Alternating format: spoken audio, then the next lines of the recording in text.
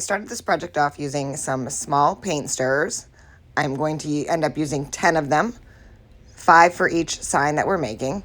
And I'm going to cut them off at the 12-inch mark. There's a ruler on the back of these, so it's helpful for cutting.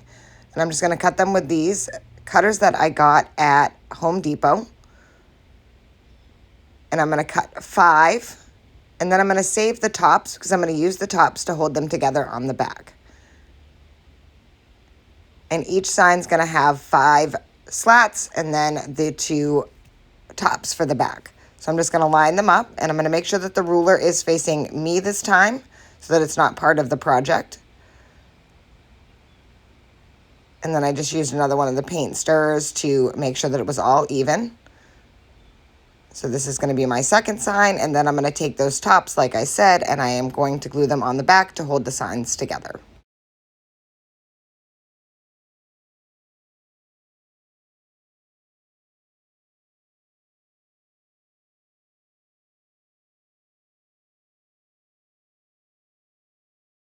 Once they're all glued together, I'm going to flip them over, and I'm going to drill 2 holes in the top. I did one so that the lines would be vertical and another one so they would be horizontal.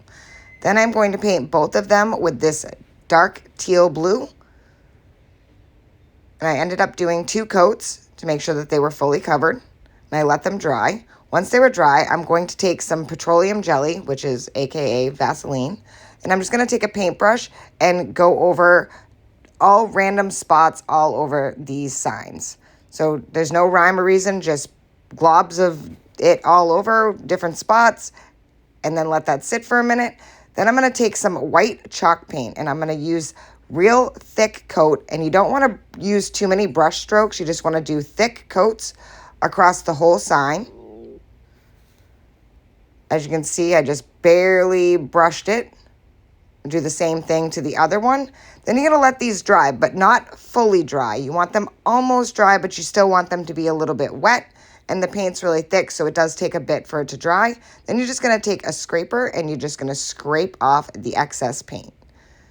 And you're going to do this on both the signs. And as you can see, it's pulling off the paint where that petroleum jelly was and bringing that beautiful teal color to the front.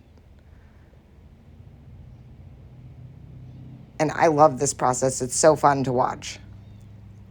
It just peels up, and it kind of gives it like a crackle finish. It's absolutely one of my favorite techniques.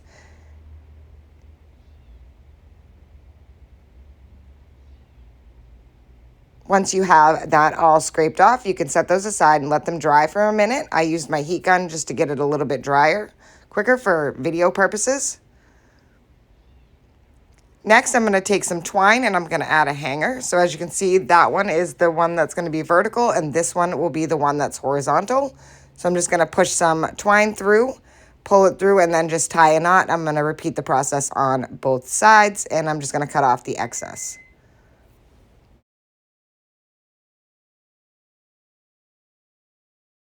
Now that I have my hanger on both my signs, I'm going to take these little cutouts that were from Dollar Tree. One is a shell and the other one is a sailboat. And they had these like tassels hanging on them. They're in the nautical section, and I'm just going to rip off those tassels and the twine that was on them. And you can totally save those for another project. And then I'm just going to hot glue each one onto the center of our sign. So this one I'm going to do the sailboat. That's why I did the slats vertical, because the sailboat was a little bit taller than the shell. And again, I'm just going to pop this off the shell, and I'm going to add that to the center of this sign. And this is like a super easy, quick project and doesn't need really anything else. Thank you guys for watching. I hope you enjoyed this video. I hope it inspires you to make one. And as always, don't forget to spread the chaos.